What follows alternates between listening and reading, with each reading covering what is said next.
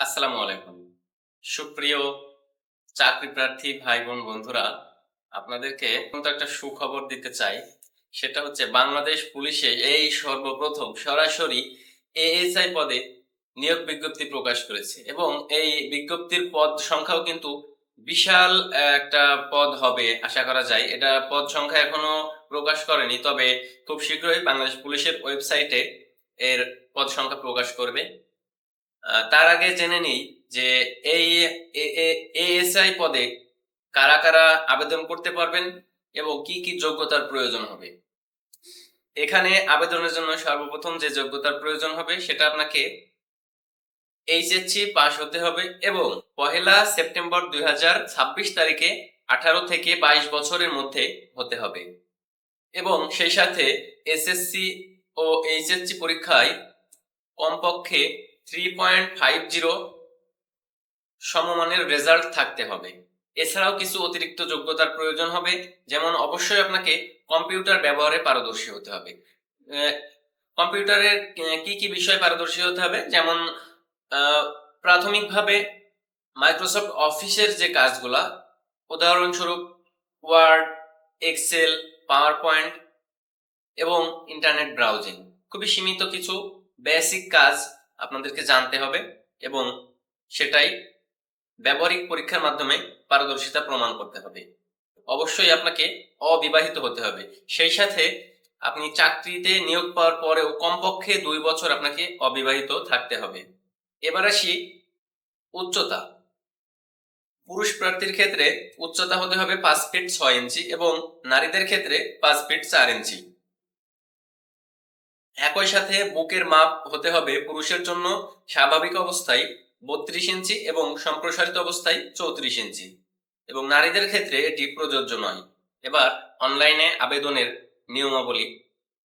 তবে আবেদনের পূর্বে অবশ্যই আপনাদেরকে প্রস্তুত রাখতে হবে স্ক্যান করা পাসপোর্ট সাইজের ছবি এবং একই সাথে আপনাদের একটা ডিজিটাল স্বাক্ষর প্রয়োজন হবে, সেটাও স্ক্যান করে নিতে হবে এবং এটা সঠিক মাপ করে নিতে হবে। এটা অবশ্য ওয়েবসাইটে গেলে আপনারা মাপ করে নিতে পারবেন এবং ওয়েবসাইটের পরবর্তী নির্দেশনা অনুযায়ী আপনারা আবেদন সম্পন্ন করবেন। আবেদন সম্পন্ন করার পরে 48 টাকা ফি প্রদানের মাধ্যমে, এটি অবশ্যই বাংলাদেশের সরকারি সিম কোম্পানি টেলিটক সিম থেকে পেমেন্টটা করতে হবে।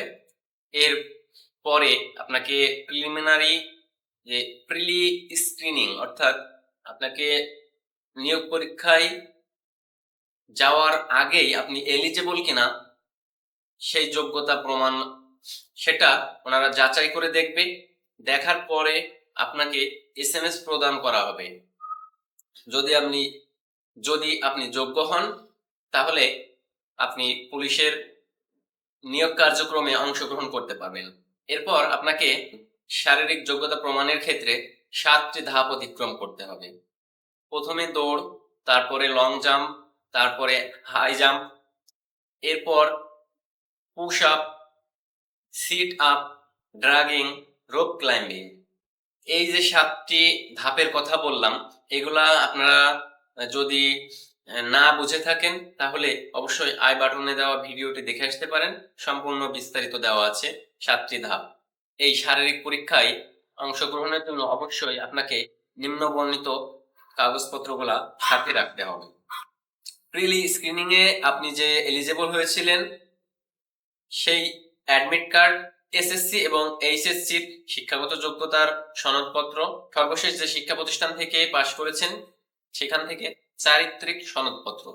এরপর প্রয়োজন হবে নিজ জেলার স্থায়ী বাসিন্দা প্রমাণের ক্ষেত্রে আপনার সংশ্লিষ্ট ইউনিয়ন পরিষদ অথবা পৌরসভা থেকে জাতীয় নাগরিক সনদপত্র। এছাড়া প্রয়োজন হবে সদ্য তোলা পাসপোর্ট সাইজের 3 কপি সত্যায়িত ছবি, অবশ্যই প্রথম শ্রেণীর গেজেটেড কর্মকর্তা কর্তৃক সত্যায়িত হতে হবে। এছাড়াও ক্ষুদ্র নৃগোষ্ঠী, মুক্তিযোদ্ধার সন্তান প্রমাণের ক্ষেত্রে সনদপত্র এবং অবশ্যই প্রার্থীকে অনলাইনে আবেদনকৃত ইনডেমনিটি ঘোষণাপত্র এবং অভিভাবক অর্থাৎ পিতামাতা কিংবা তার অভিভাবকের কাছ থেকে সম্মতিপত্র। এছাড়াও তৃতীয় লিঙ্গের ব্যক্তিদের জন্য প্রয়োজন হবে সিভিল সার্জন কর্তৃক, নিজ জেলার সিভিল সার্জন কর্তৃক সনদপত্র। আর যদি কেউ কোনো দপ্তরে কর্মরত থেকে থাকেন, সরকারি, আধা সরকারি কিংবা স্বায়ত্তশাসিত প্রতিষ্ঠানে, অবশ্যই সংশ্লিষ্ট দপ্তর থেকে অনুমতি নিয়ে আপনাকে আবেদন করতে হবে। এছাড়াও অত্যন্ত গুরুত্বপূর্ণ একটা বিষয়, সেটা হচ্ছে আপনি যদি মাদকাসক্ত কিংবা নেশাগ্রস্ত হয়ে থাকেন, অবশ্যই আপনি এখানে নিয়োগের জন্য এলিজিবল হবেন না। আপনি যদি শারীরিক পরীক্ষায় উত্তীর্ণ হন, পরবর্তীতে আপনাকে আরেকবার বাংলাদেশ পুলিশের ওয়েবসাইটে আবেদন করতে হবে পরবর্তী ধাপের জন্য। এরপর আপনাকে লিখিত পরীক্ষায় অংশগ্রহণের জন্য প্রবেশপত্র প্রদান করা হবে।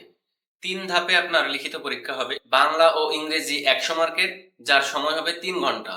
সাধারণ জ্ঞান ও গণিত এটা মিলিয়ে 100 মার্কের, এটারও সময় 3 ঘন্টা। এবং পরবর্তীতে মনস্তত্ত্ব পরীক্ষা বা বুদ্ধিভিত্তিক আইকিউ পরীক্ষা, যেখানে মার্ক থাকবে 50, সময় থাকবে 1 ঘন্টা। এই টোটাল 250 মার্কের পরীক্ষা, 7 ঘন্টা পরীক্ষা হবে। এটা ভিন্ন ভিন্ন দিনে হতে পারে, নির্দিষ্ট করে বলা নেই। আপনি যদি সমস্ত পরীক্ষায় পাশ করতে পারেন, তাহলে আপনাকে স্বাস্থ্য পরীক্ষা দিতে হবে। এটা স্বাস্থ্য পরীক্ষাটা কোথায় হবে? বাংলাদেশ কেন্দ্রীয় পুলিশ হাসপাতালে আপনাকে স্বাস্থ্য পরীক্ষা দিতে হবে। এটা তেমন কঠিন কিছু না। কয়েকটা টেস্ট দেওয়া হবে, যার মধ্যে অন্যতম হলো ডোপ টেস্ট, অর্থাৎ আপনি মাদকাসক্ত কিনা।